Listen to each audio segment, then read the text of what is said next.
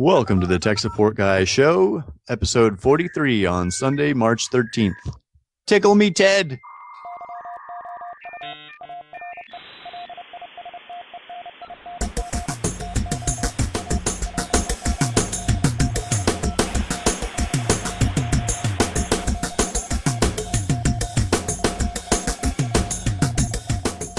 Welcome to the Tech Support Guy Show. I'm Mike Cermak, known on the site as Tech Guy.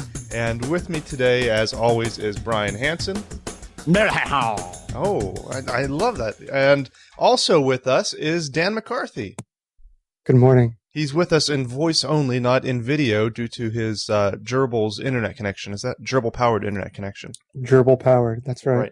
Well, he's going green that way, you see. That exactly. way. Saving the gerbils. So thank you very much, guys, for being with me again. And we've got a couple stories to talk about. Before we get into that too much, I'm going to talk a little bit about TED because we don't have that many exciting stories this week.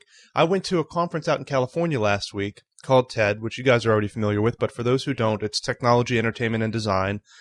It's a pretty cool concert. It's a pretty cool conference. The reason I really enjoy it is because it's a lot of big picture stuff. You know, I play with my websites all day and goof around on the internet, and you kind of get stuck in the day-to-day grind, and then you go out to this conference, and it pulls you violently out to see the big picture. And, you know, you see all these things that people are doing, like, you know, the guys who are saving the world and curing cancer and, eradicating polio, and what else are they doing, you know, and all of these wild things that people are doing to save the world, and then I go back and play with my website some more. So it's kind of a neat thing to see. It gives you hope in humanity a little bit. And for those who don't know, most of the talks are also eventually posted up on TED.com, TED.com, Technology, Entertainment, Design. And you can go there and see some of the amazing speakers that they've had in the past. They have a couple of them up there from this past year.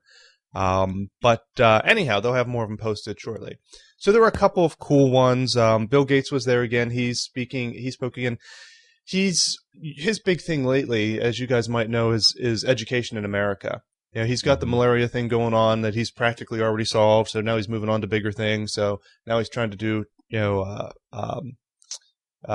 education in America, which is kind of broken. He spoke this year specifically about state budgets, but he still had a lot of stuff to say about education. So that was kind of interesting. There's nothing dramatic there. If you've seen like Waiting for Superman or, you know, any of those kind of things, it's kind of along those lines. The KIP, the schools and that sort of thing. Kind of interesting. One thing that really sticks in my memory, there were a couple interesting ones. There's one that's not posted yet about this guy who was trying to bring back dinosaurs, and they introduced him by showing a clip of Jurassic Park. You know, the one where the Tyrannosaurus Rex is chasing the Jeep, and the guy's in the back of the Jeep saying, "You must go faster." They showed a clip of that, and then they introduced this guy who was, you know, supposed to be bringing back dinosaurs, and I was like, right on. And so he came out and he said, well, you know, as a lot of you know out in the audience, that if you were to take the DNA, you know, from blood that's inside a mosquito, what you would get is mosquito DNA, and that apparently it starts, you know, digesting it immediately, and there's no DNA of the dinosaur left in it. Really? Yeah. I didn't know that. Yeah, I didn't know that either, but that was kind of a bummer. And we were all kind of disappointed by that. And he said, man, you guys all look like it, you know, the same thing that sixth graders look like when I tell them that. And he said he never talked to such a big audience of adults before. So anyhow, he went on to explain that he had this grant, and they spent like 5 or 6 years going around and trying to find dinosaur DNA in the bones, looking at the marrow. And but they didn't. He says it's very, very unlikely at this point that we'll ever find dinosaur DNA, just because it's so sensitive, isn't the word he used, but so fragile that it's not likely to last this long. So that's kind of a bummer. So what he's doing instead is kind of reverse engineering the DNA of birds that have evolved from dinosaurs. Because as they go through the different stages in the embryo, some birds grow the real long tails like the dinosaurs had, and then they're reabsorbed, and they'll grow and they found if they tweak this one gene a little bit, then they grow teeth instead of a beak. And so they're going through and they're re-engineering, making little tweaks in the genetics so that eventually they'll pop out a velociraptor. Mm. So it's not truly a dinosaur. It's just going to look like one. See, I'm picturing a combination of Jurassic Park and Frankenstein. I'm picturing like Roadrunner and Dino from the Flintstones. But that's just my frame of reference. So, a lot of the talks at TED are about the green movement and about trying to save energy and all that. So maybe if we use these dinosaurs, as you're suggesting, Brian, then we're not going to have to use as much energy. We get everything run by dinosaurs. When did I suggest that we would run everything? Did you with say dinosaurs? Flintstones, or did I imagine Flintstones? No, I did say Dino from the Flintstones. Okay, well, like the Flintstones, everything there, instead of cranes, they had I get Brontosaurus or something. That's right. That's right. You pull the little bird's tail, and it lets out a squawk instead of having to run a steam whistle. Correct, exactly. And then garbage disposal doesn't have a thing. It's just a big old dino pig under the sink. Yep. I'm with you. See? And then we wouldn't have to worry about energy. Yeah. My wife walked our compost bucket out to the backyard today. She could have saved herself 2 minutes if we just had a dino pig under the sink. Right. Yeah, of course, I don't know who cleans up after the dino pig. They never really went into that. That's true. Wilma took care of it. She was always spotlessly dressed in those pearls and that white dress. Still very green. Yeah, very green. Anyhow, what else was interesting there? There are so many of them. I wish I had prepared a little bit. I'll have to think about it and get... Oh, I know another one. Another one that they do have posted was this guy who is... first of all, they had out in the lobby area, they had these 3D printers, and you may have already read about them or heard about them, where it's like an inkjet printer, but instead of having ink in there, it has plastic in it, so it can spray out plastic into a three-dimensional shape. So literally, they were printing toys and printing wheels and printing cogs and printing whatever they wanted to. Load the design into the computer and hit print and let it go, and it looks like an inkjet printer going back and forth spraying plastic. It was pretty cool, and they actually had some like little action figures and stuff there that they printed out in the thing. So that was neat. Kind of building on that a little bit, there was this guy, this Dr. Anthony Autola, I guess is his name. I'll have to post the link in the show notes. But what's cool about what he's doing is it's kind of the same idea. I'm giving you guys a link, but it's really a video, so you can't watch it right now anyway, so that was dumb. Anyhow, what he has done is he's taken the same kind of thing. He has an inkjet, and what they did, I'm going to see if I can find the clip of it, but what they did is they put human cells in it. So they take cells from you, they let them grow, they put the cells into the inkjet printer, and they have different ink cartridges for different types of cells, and then they print the cells so that they can make kidneys and bladders and organs. Yeah. And they've done this for a while now. They actually brought a kid up on stage who had this done, like, I don't remember if it was 5 years ago or something like that. And they actually did it. And he's, alive today partially because of that. Wow. Yeah, it was pretty intense. His deal was, can we grow organs instead of transplanting them? Right. Well, and then the really cool thing about it is that I can't bring up my preview. There, I was going to try and bring that up. So the really cool thing about it, as you're mentioning, is that because they're using your cells to do it, then there's no chance of it rejecting it, right? Because it's your cells. Right. So they this isn't a really good clip that I'm showing right now on the podcast, or if you guys are watching, not you guys, but if anyone listening is watching the video online or downloaded the video version, they're showing how they scanned the kidney where it's going to belong, and here now they're going to show the machine that actually prints it. And there it is printing. And again, this will be at TED.com, and also we'll put it in the show notes so you can pick it up there, because it's really amazing to see. The beginning of the speech is a lot about some of the other stuff they did that built up to this, but then it's kind of a grand finale, and they actually bring the machine out on stage and show it printing a kidney. No kidding? Yeah. Yeah, I think he said it takes 8 hours to print a kidney, and it had been going for like 3 hours, so it's about halfway done. And so right now I'm showing on the screen half a kidney that's being printed by this machine. And it's just, that's freaking awesome. Yeah, isn't it amazing? But of course, it's still at the very beginning stages, and it's not something that can be widespread yet, and they're still working out all the details. But I mean, it's worked enough that this kid, I think he had a bladder transplant, if I'm not mistaken. I don't think it was a kidney for him. But anyhow, you get the idea. So that was pretty amazing. I mean, that was one of those things that really took me back, and I said, "Wow, that gives you some hope for the future." Yeah. I'm waiting for them to be able to print eyes, though. I was thinking something a little further south. But yeah, eyes would be good too. I think I saw an advertisement for that already. I think I got an email about that. Oh yeah, send me that email. I never get those emails. I get those all the time. Maybe they're trying to tell me. So another thing that a team was doing there was they were set on a mission to build a vehicle that could be driven by the blind.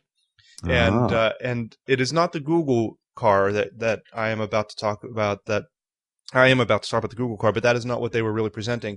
Their vehicle actually gave feedback to the blind driver about where they ought to drive and where the road is and so on. And they had several different methods of doing it. They had, like different things that they could feel in their hands that was either on the steering wheel or like a little console next to them. Tactile. Yeah, exactly. Tactile feedback. And, and they did several different ways. They also had a chair that vibrated in different places.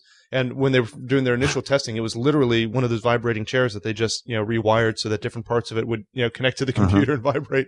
Sharper image. Yeah, exactly. Right. Yeah. And, so that was kind of cool. But then, they kind of went on and they had this Google car, there that is a self-driving car. It doesn't have any feedback. You tell it where you want to go, and it goes. It drives itself. And it has this radar spinning on the top of it that looks for obstacles so that presumably if a person jumped out or if there was a car in front or whatever, it would adjust and slow down and whatever to accommodate that. And anyhow, so they had those there at TED, and you could take a test drive.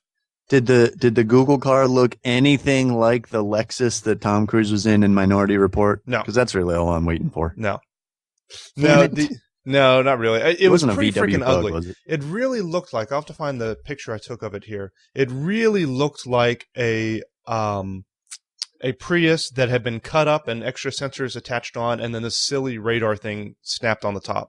It was not designed to be clean at all. I'll put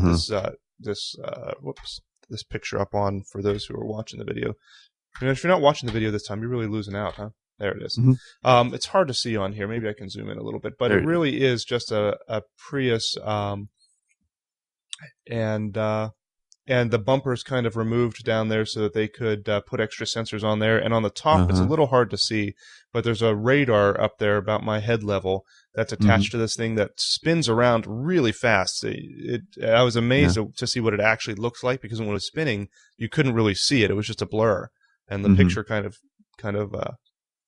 grabbed it. But anyhow, so that's what the vehicle looked like, and it was pretty neat. So you got to take I said test drive. I guess it's really a test ride. But a Google employee had to be in the driver's seat while you were taking your ride, which was, disappointing. I guess he had his foot on the brake, and just in case something were to go wrong, they didn't want anyone getting killed. I don't know. Right. Minor detail.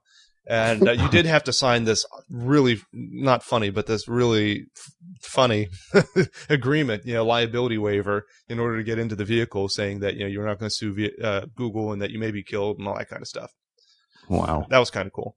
But so anyhow, it was pretty neat, and I do have a video of it. I wish I could transmit the sound onto the podcast, but I'm not set up to do that right now. But I'll show the video here real quick for those with it. And I wish you could hear the sound, because it actually screeched the wheels as it went around the turns. They had it on top of this. Really? It was on top of this parking garage complex. Whoops. And I'm playing it for myself and not for anyone else. It was on top of this parking garage complex, and the thing maxed out at 45 miles per hour, which is really freaking fast up there. It's taking these turns. There it is. And literally, whenever it went around the curves, you could hear the thing screeching the tires. That's how fast it was going. They said that they had adjustments that they could make in it, and obviously it was adjusted for speed right now and not for fuel economy. It was adjusted, mostly just to be very impressive. That thing is doing it all by itself. Yeah, huh? yeah. Isn't that ridiculous? That is ridiculous. It was so freaking cool. And make sure you post that in the show notes. I will have to. I will definitely have to post it. I also have another video that I took from actually inside the car when I was riding in it, and that was pretty cool too. Although it's really funny to see me trying to hold my phone up while I record it, because the thing's going around the corners and I really couldn't keep it steady. But what was funny is the Google employee is sitting in the front seat, and he has the keyboard there, and he's types in whatever the commands to tell to go to these different waypoints. And then he Yeah. says, all right, he puts his hands up. He says, all right, I'm not going to touch the wheel. Yeah. And he hands me the keyboard. I'm sitting behind him. He says, hold on to the keyboard. And I was like, I don't know if I want that responsibility. And he looks back as the keyboard was almost touching the front seat the way he handed it to me. And he's like, no, really? And he like pushed it back. And I was like, and the guy sitting next to me says, whatever you do, don't hit Control Delete. It was really funny, but it was a really cool experience. So I can't imagine that these are, this is going to turn into anything real anytime soon, but it's interesting to look at. I mean, because already a lot of vehicles, BMWs and Lexus and so on, have the radar sensors in it that it'll detect if a vehicle in front of you stops or if you're about to hit a building or something, and automatically do things like, make those brakes more sensitive and lock your seatbelt and do things like that. But, it's kind of the next step. And they already have a lot of vehicles that have that lane assist where they use the cameras to see where the lanes are on the highway, and, you don't have to work quite as hard to stay in your lane. And I don't know. Maybe we aren't that far away. Well, what's really interesting to me is, like, I think one of the biggest hurdles that that technology is going to have to get over is just people's reluctance to relinquish that control. Right. But we do it every single time we get on a plane. Every train. single time we get on a plane. Yes, there's a pilot there to take over. Yep. But that dude pushes like 7 buttons, and then the plane is doing its thing on its own. That's true. That's a good point. Well, and I was going to say something else about it. Well, there's just that separation between I'm not in control and I can see the results of not being in control. Yeah. Like, you don't really know that you're not in control in a plane. You're just disconnected from it and whatever. But with a car, somehow I think that's going to get a lot more personal and a lot more intimate because you're flying right along with the thing, looking right out the window. Well, and another thing that they mentioned, the group who was working on the car for blind people to be able to drive, and they showed videos of that being successfully done, but they said that the technology is there to be able to do this, but the societal issues are there. Like, how are you going to insure these people? How are other people going to feel about blind people driving around, on the road with them? How do you get drivers going to do? How do you get driver's licenses for these guys? Like, it's a whole other complexity of, it's not just the technology. So I don't know. Yeah. There's a whole bunch of things that technology can do. The question is, what should technology do? Right. And how do we? Just because we can doesn't mean we should. Is that what you're saying? Exactly. Yeah.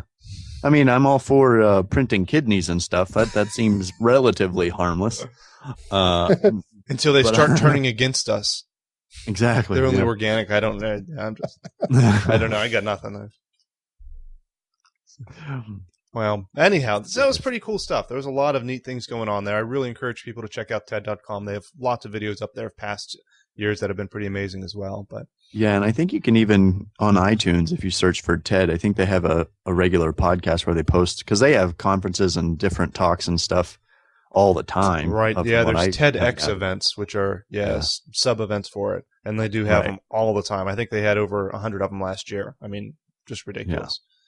So that's actually the one podcast that I keep updated on iTunes other than ours. Right on. It's pretty cool.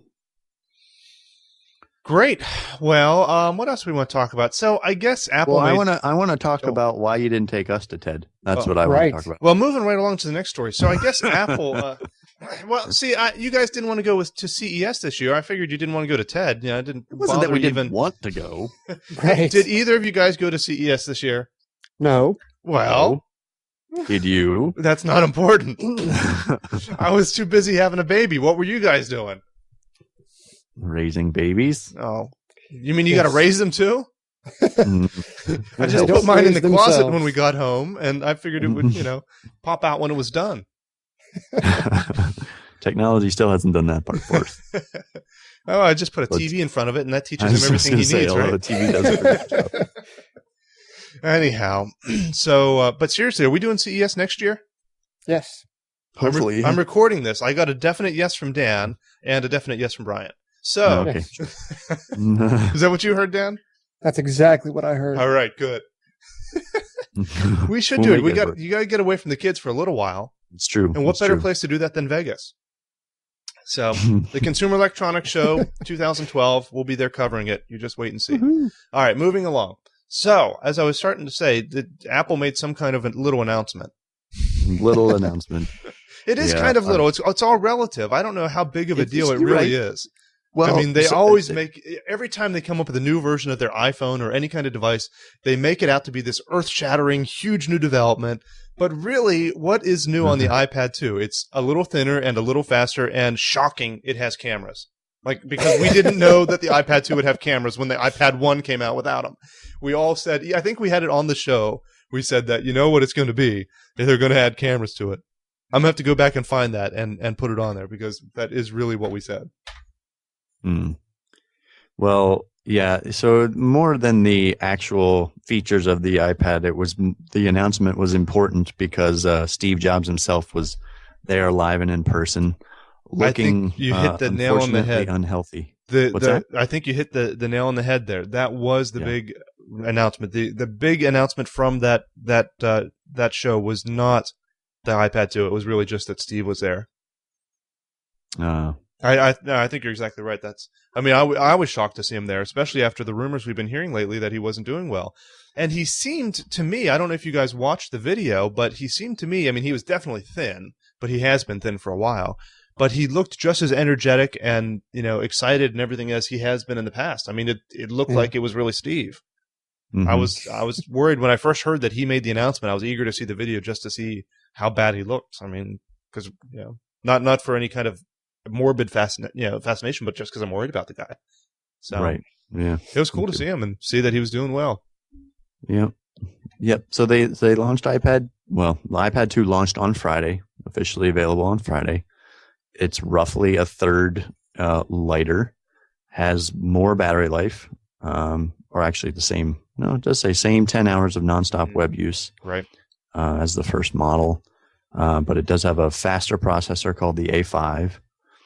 And is it a dual core processor? It is a dual core. Yeah. I was reading a story this morning that despite rumors it was 1 gigahertz, that it's actually 900 megahertz.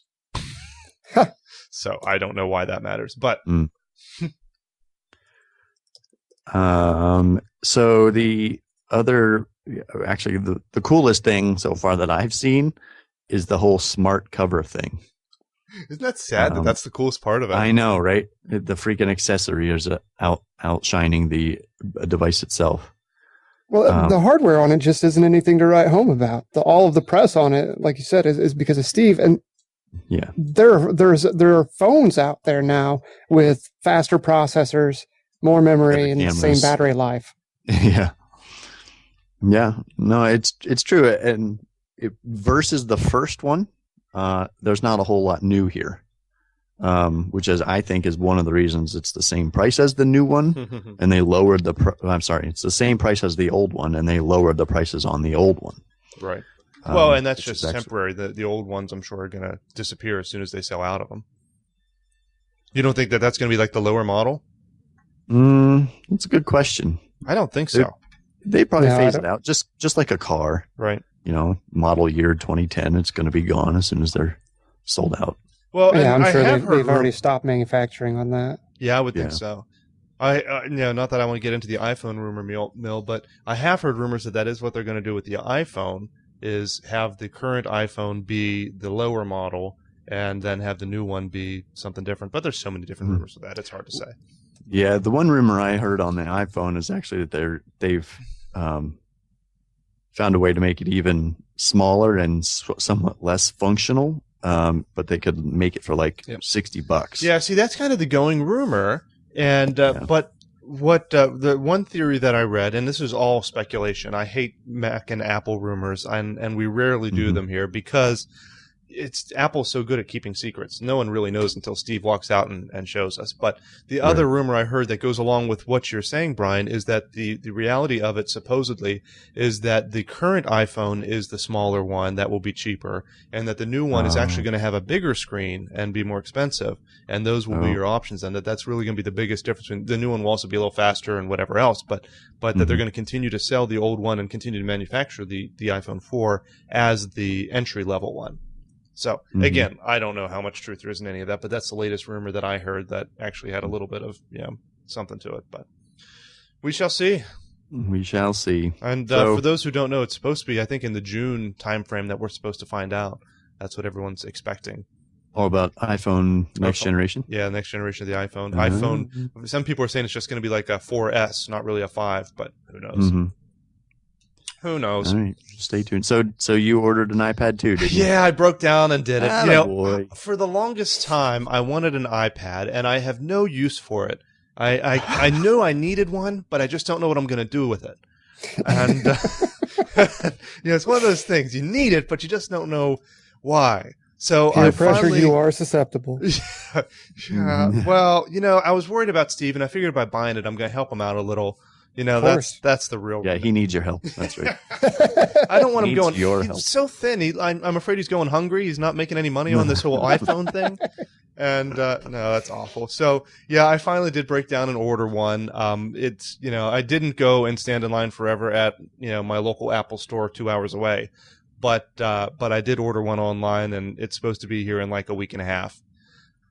Whoa. Yeah. Well, week and a half. Yeah. Right. The only shipping they offered at that time was standard, and I think even now is standard shipping 5 to 7. It says it ships in 5 to 7 days, and then there's standard shipping on top of that.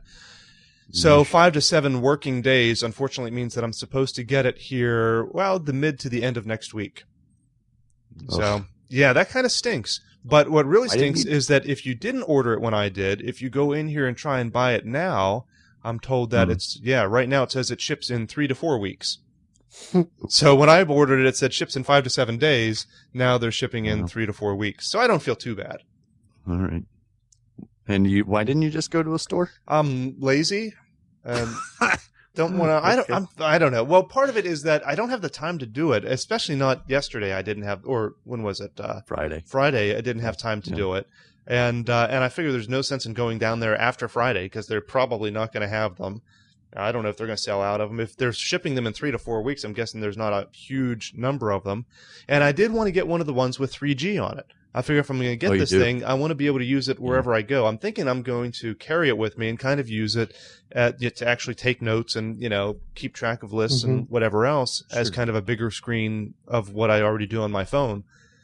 So I don't know. So I get it with the 3G and so I also don't know how that worked out. If they would have a bunch of the 3G ones for AT&T at the iPhone store, I don't know. I didn't want to drive 2 hours down to the Apple store and wait in line for a couple hours or find out that they're already out. Yeah, I'll wait a week. All right, fair enough. So anyhow, it's funny though. If you do order it through the Apple store, they do have a limit of 2 per order. Really? Yeah, I suspect that if I really wanted to get one really fast, the way to do it would probably be to go to eBay. Mm-hmm. Mm-hmm. You want to bet that there's a bunch of iPad 2s on eBay right now ready to go? Yeah, there's an article here on, and forgive me for pulling up this particular website, but blame Google. Chipchick.com. Oh, I go there all the time. Yeah, of course you do. It's your website, isn't it? Yeah. Shh. Quiet. Apparently there are a bunch of, at least in this article's surmisal, Russians buying as many iPad 2s as they possibly can. Wait.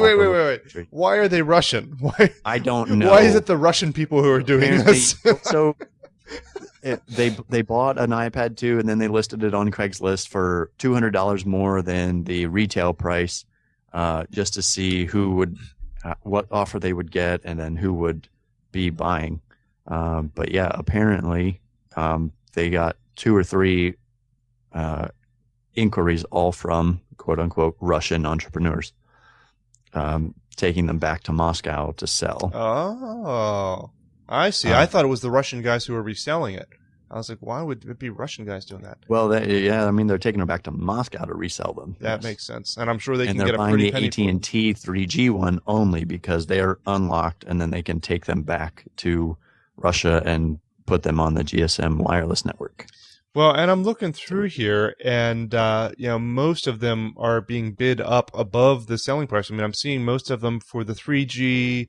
A lot of these are the 64 gigs, which are the more expensive one, which retail. What do they retail at? Like 800 or something? 829. Yeah, 829. Most of them are up here over $1,000. 1060, 1300. I mean, there's some here that are still at 670 for. Oh, it's a 32 gig, but still, that's not unreasonable. But then there's some here that have zero bids. Here's an iPad 2 zero bid, 64 gig, 3G for $3,500. Mm-hmm. So you gotta think he's dreaming there. Yeah, nice try. Mm-hmm. But for sure. But there are some actually selling. Actually, have bids up over $1,000. There's some that are $1,300. Has 19 bids. And, holy crap! Yeah, it's the with the 3G. It's 64 gig black for $1,300. Has 4 hours to go. Has 19 bids. So I mean, it's not actually asking prices. People are actually getting this for it. So wow. Maybe I should have gone down to the store and got myself mine and a couple more to put on eBay. Yeah, yep, that would be a good idea. Anyhow, I suspect they have other regulations at the store. Maybe it's only 1 per person at store or 2 per person online, but who knows? Especially for the opening day. But so that's the big news there. So I guess next time, whenever we have our next podcast, I might have one in hand to show off a little bit. It'll be way old news by then, but who knows? Maybe there'll be some little new gimmick that I can show off. Well, I think Dan and I are particularly interested in your response, as well our listeners, because this will be, correct me if I'm wrong, the first Apple product you've owned? No, I've certainly purchased many iPods in the past, and I do enjoy the iPods. Right. And I even stepped up to an iPod Touch. Instead of the iPhone, I got an iPod Touch just so I could play with the apps and see what was going on with that. Just so I was not completely disconnected with everything that was going on. I could talk about the apps, logically. And believe it or not, I hope you guys are sitting down. I actually got my wife an iPhone last week.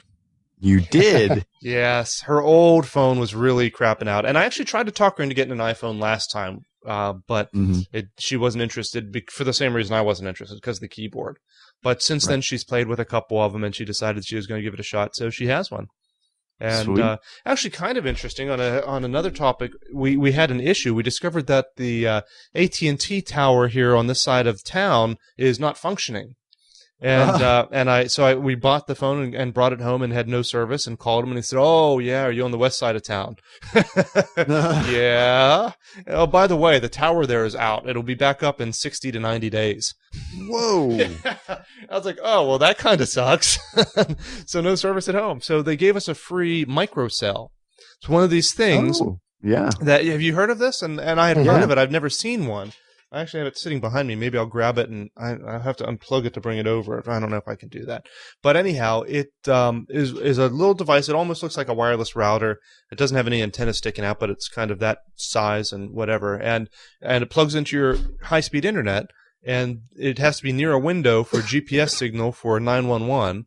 But it just gives you a signal to your cell phone that really is making a call over the internet, but it's completely transparent to the user. And there are some limitations, of course. One limitation is that you can only have 4 calls going at any one time on it.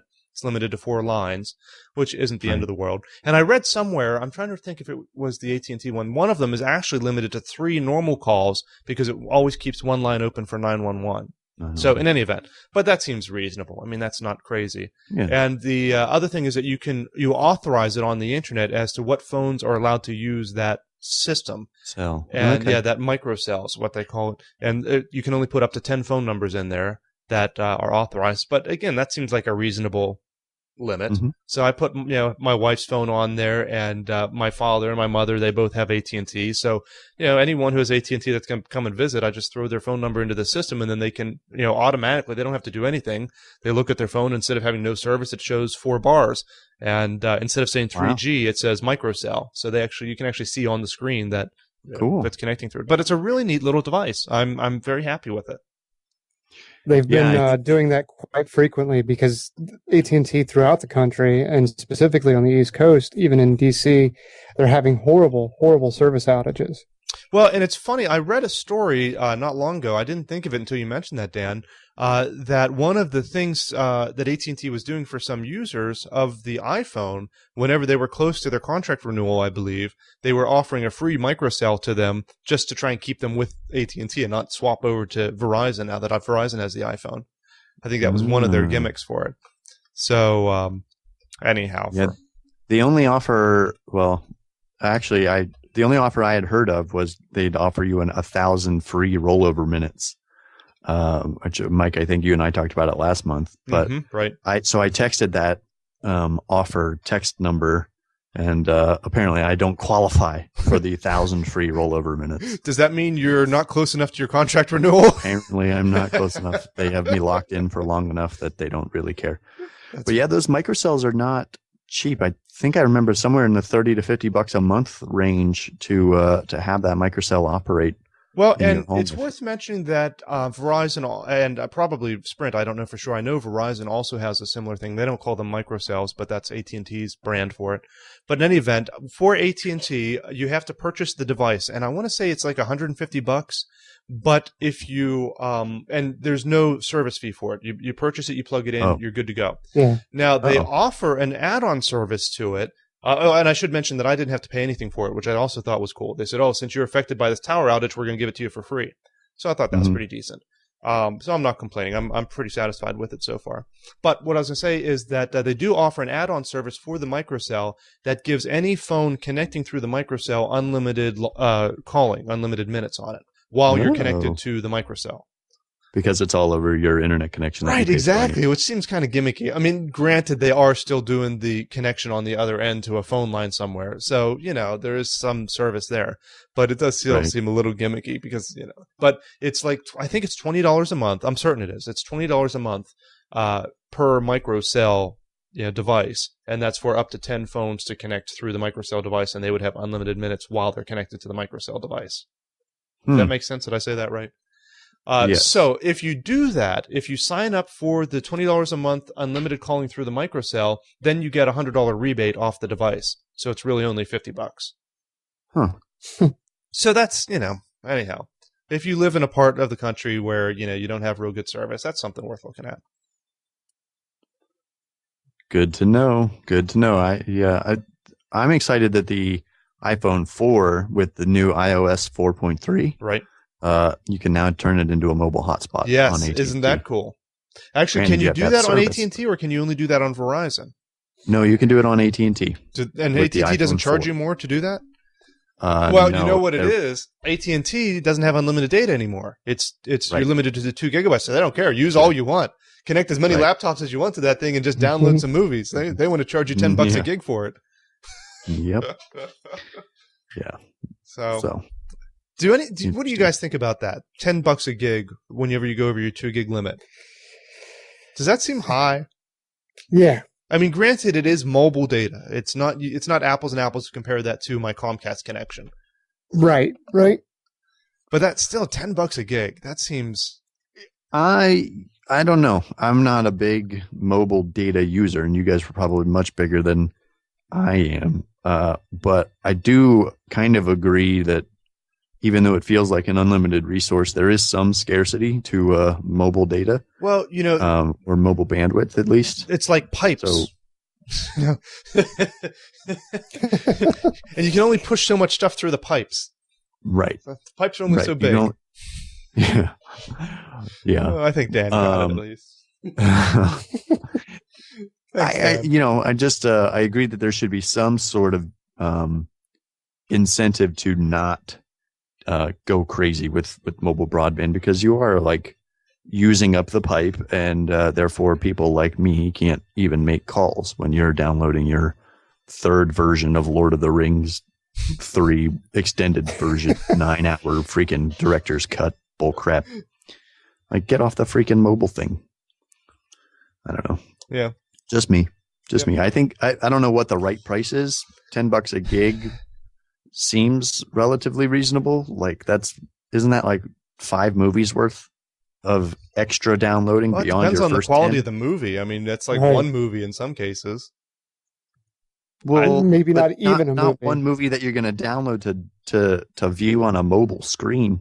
Unless you're downloading it in HD, and then you're going to and again, you do have pretty high quality on these screens now. I mean, you've got the Retina display, which Yeah, but it's still a 4-inch screen. Well, you can plug it in the extender it's got now. HDMI output. Yeah, it's true. Well, yeah, and there's the Apple sharing thing, which is another new feature of the new iOS 4.3. You can watch it, send it to any device, any Apple-enabled device in Apple your TV, home.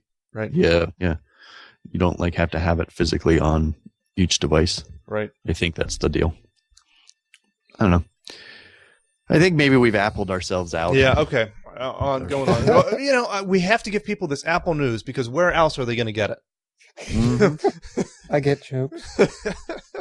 Okay, moving right along. So there's one other story that caught my eye, and I sent to you guys here. It was posted on Tech Support Guy, Tech Related News, techguy.org, and then go to Tech Related News. So apparently, these guys in Columbia University designed these artificial trees that take carbon dioxide and turn it into oxygen. Just like a real tree. Well, no, not just like a real tree, because these things have to be powered. So they're partially solar powered, but unfortunately the solar power energy isn't good enough to be able to power it yet. It's not efficient enough, I should say, to be able to power these artificial trees. So in addition to that, they have battery power and also, what else did it say? Kinetic energy power. So they'll have like pads around the tree. So whenever kids are running through the park, that helps to power the tree. Right, but they're a little more effective than your average tree. Okay, good. I wanted to know that. Yeah, because the first comment to the one story I saw here on it said, "How about you just plant more trees?" And the other concern I have about it, and Dan, I want to hear about this efficiency thing, but the other concern I have about it is how much CO2 is burned in order to manufacture these trees, and to install them, and to right. I don't know. This seems a little crazy. Yeah. So how efficient are these? Like, is one tree the equivalent of 100 real trees, or do we know? Give me a second here to find that again. It was thousands of times more efficient from what I read, but I'm trying to find that again. If that's the case, then maybe I'll give them a little leeway. Yeah, okay. I'm with you. If that is the case. If that's true. I need... Yeah, and the one comment on Tech Support Guy that was posted there is, real trees are so last year. Although, so back up a second, right? Okay. Assume for a second they're even just twice as efficient as a normal tree. Okay. They may require solar power, kinetic power, and potentially even a normal electrical power source to run, right? Right. But they don't require water or soil or fertilizer these are resources. We don't think about them because we're like, oh, it's nature. But a real tree does need to be watered, nurtured. It can fall down, although these things can probably fall down too. But their limbs are probably not going to fall off and kill people. You get a good windstorm and one of these heavy metal things fall right down. That would be pretty funny. That's true. I'm curious about how birds would react to a tree like this. I mean, they're stupid enough to fly into like a normal birdhouse. So then you're gonna have to have somebody come around and clean your fake plastic tree with all the bird poop that's gonna be all over it. That's fine. And they're gonna try and there are ups and downs. They're gonna try and make nests out of it, and they're gonna break their little beaks off trying to break the. I can see all kinds of different animals being messed up by that, but that's interesting. So yeah, you make a good point there, though. So even if we go out to the desert where we can put solar panels and whatever else, now we can put some trees out there. We don't have to worry about watering them. Yeah. Well, I never thought I would get talked into fake trees. There's also the argument, and I don't know what's valid and what's not, but there are a lot of biologists and environmental scientists these days that call trees carbon neutral, meaning that when they decay, when a tree dies, they release all of the CO2 that they've absorbed over their lifetime. Oh, really? Yeah. Apparently, these types of trees could be at least carbon negative. Right. Wow. Yeah. I don't know. I mean, it's all a cycle. I don't know what's real and what's not real. But the idea of a fake tree that costs money and takes people and a manufacturing plant to produce, and then you still got to find the space for the damn thing. Although you don't have to plant it in soil, so you can put it on a rooftop. But why not just put normal solar panels there? Well, and there's certainly plenty of buildings that have real trees on the rooftop. True. Yep. That have to be watered and soiled and all that. I don't know. It's an interesting idea. And if we can find out how much more carbon efficient they are. They consume 90,000 tons of... Let's see, Mike, I sent that to you in the... Yes, let me see here. 90,000 tons of carbon each year is what it will absorb, I guess. Wow. That feels like a lot.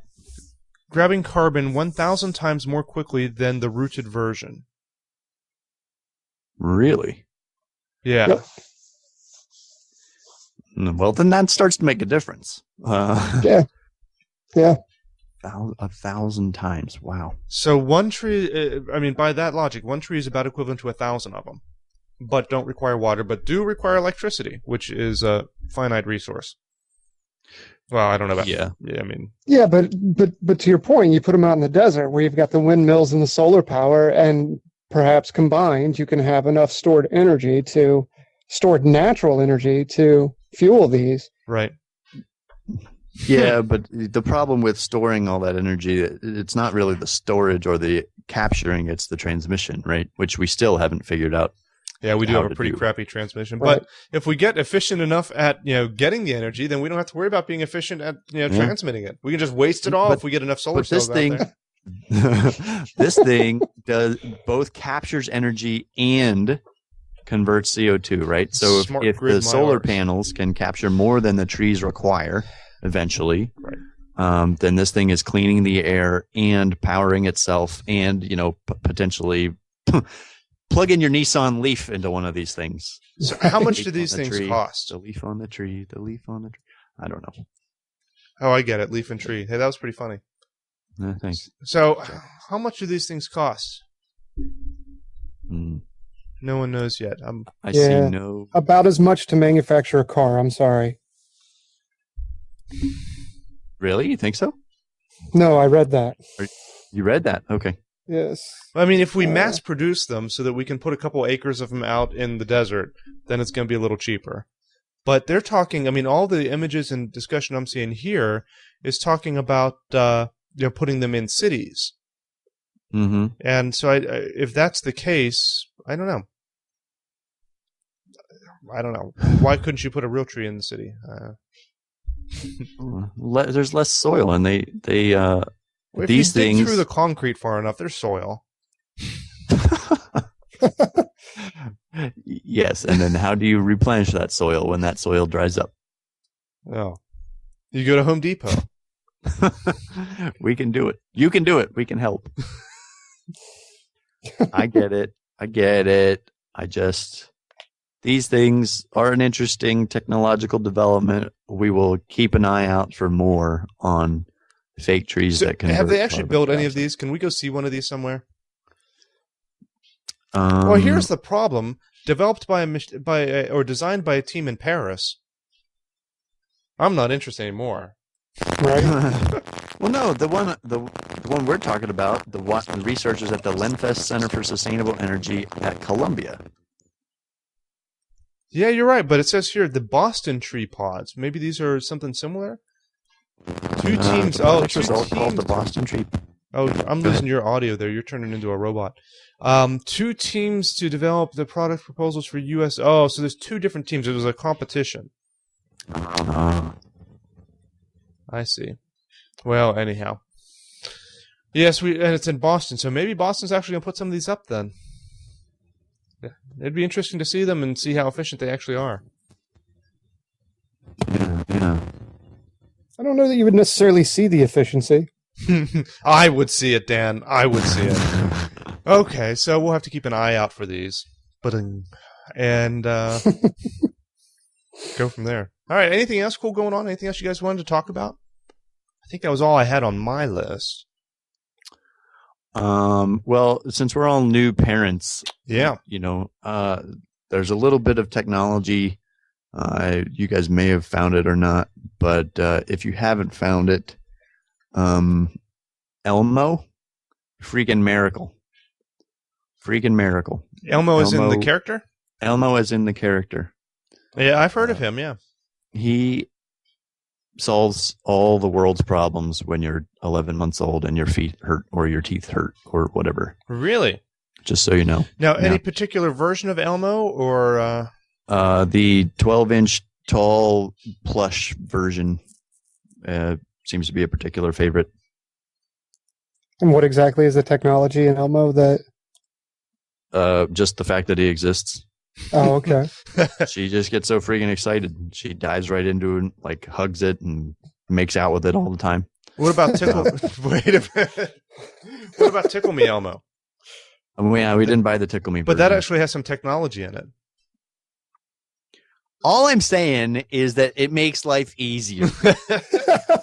And therefore it qualifies as technology. If you want to buy the Tickle Me version that has more technology in it that's going to annoy the bejesus out of you in like a month, go for it. No. What I want is the version that is going to remove CO2 from the air and put oxygen out. That's what I want. Okay.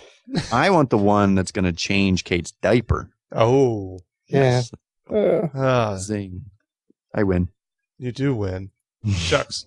Well, you know what? In all seriousness, with all of us being fathers now, we ought to pick out our favorite tech gadget that helps in that parenting in some way and discuss that next time. All right. I think we should start going down that path. We're all growing up. We're getting so old. Right. Speaking of getting old, Dan, doesn't someone have a birthday here soon? Isn't there? No. See, I'm frozen. Are you sure? Because I thought absolutely. I saw on my calendar coming up here soon. Yeah, unfortunately. I thought I saw. Well, that's all right. You and I are both getting older, Dan. I've got a birthday here the end of this month, and I think Dan's. Is it tomorrow? It is tomorrow. Happy birthday, by the way. Happy birthday, Dan. Should we sing to him, Brian? Or no? Oh, okay. If it were just me, fine, but you definitely should not. No. Oh, that's a great birthday present. You not singing "Happy Birthday." It's funny because it's true. Yes. So anyhow, happy birthday, Danny. Happy birthday, Brian, because I don't know when your birthday is offhand. Not till June. And well, now I don't have. Now I didn't forget it. Whenever we do the podcast in July and you start crying, I was like, remember, I did wish you a happy birthday. And anyhow, thanks to everyone who was listening. And seriously, we are going to do something with parenting next time. That's your homework, you guys. Find some kind of parenting gadget that you enjoy, and or two if there's two that really tickle you the right way, pun intended. And if anyone out there has any suggestions, by all means, email us or post it on the site. The site is techguy.org. We often will look for stories in the tech-related news area. I will be posting the show notes there and including links to the videos that we discussed, including the link to the Google car, which was pretty cool. What else? Next show. When is our next show, guys? You guys good with the second Sunday of the month still? Sure. I can So that'll be April 10th. So Sunday, April 10th at 10 o'clock Eastern will be our next show. Put that on your calendars. Both. I might suggest we do it a little bit later because our West Coast friends. I was thinking about that earlier today when I was changing my clocks. Yes, that's not a bad idea. What are you suggesting? Maybe is 11 o'clock still valid? 11 is fine with me. I mean, that's only another hour up for the West we Coast, can do it a little bit later if you like. I'm fine with 11. I'm fine with 12. Let's take a vote. What are you guys feeling? No, I don't care. You don't care? You, Curl, in the chat room. Do you care? He doesn't care. So 11 or noon. Noon would certainly be more convenient for more people as far as West Coast go. Or yeah, let's do noon. What the heck? Decision made. Next show will be at noon on April 10th. April 10th. And I'm going to put that in the calendar right now and send that to you guys. Podcast. And so everyone else listening, you have to put that on your calendar. You, Curl, voted for 12. Do you see that? Good work, you, Curl. Done. And the people who are in there as guests don't get to vote, so that's just too bad, Dan. All right, so that's exciting radio right there, sending the invite. So make sure you put that on your calendar. I will also have that up at techguy.tv. If you just go to techguy.tv, it'll tell you when the next show will be, so you can join in live and join the chat room. And also the previous shows are there, so you can download them, watch them on there, whatever. We're also on iTunes. Just search for Tech Support Guy Show. You'll find it in there. We have the video version. We have the audio version. We have everything you could want. And that's the end of my commercial. So, moving right along, Brian, do you have anything you want to push on people other than Elmo's? Do you own stock in Elmo's, by the way? Because that was kind of an arbitrary. Elmo's. I was unbelievably disappointed when my kid was just as susceptible to whatever magic is in that little red freaking thing that I figured it was worth sharing with you guys just in case you were resistant to it. It does actually do miracle things. Caredwin prefers electronics to cuddle up with and chew and all of that. That's my kind of girl.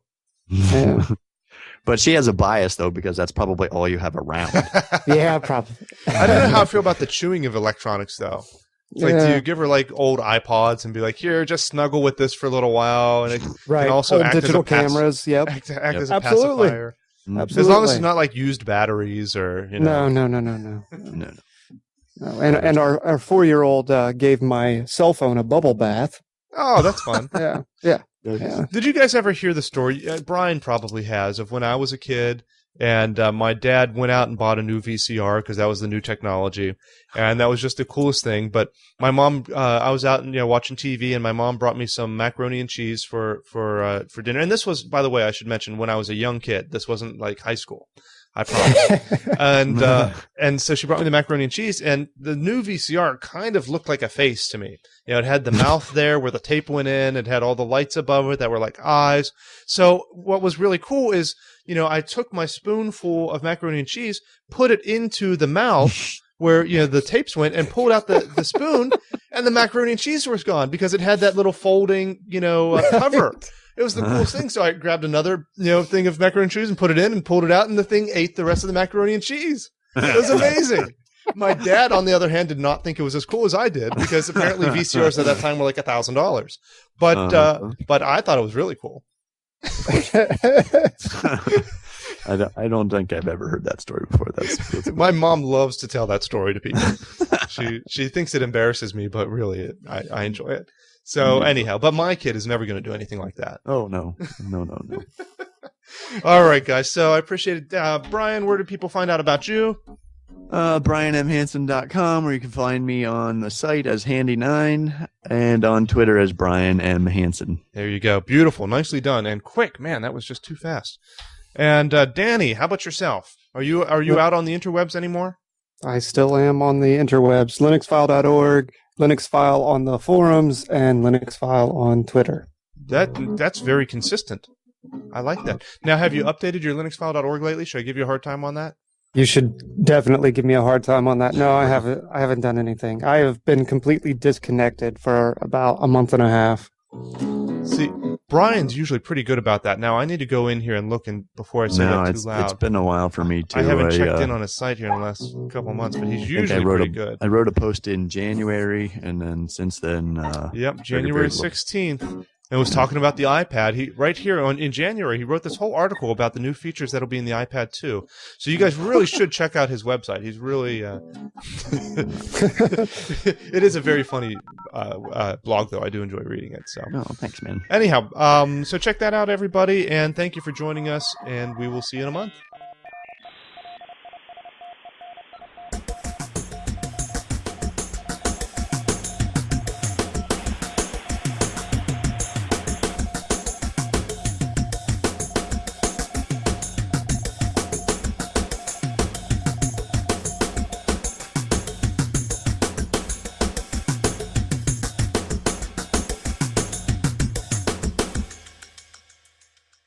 Face it down a little bit.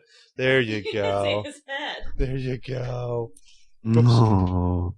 There we go. See the camera back there? No, you switch. Oh, hey, little Cameron. Hi, buddy. I can't really see you because you're wearing camouflage, but you're. Oh, grow some hair, buddy.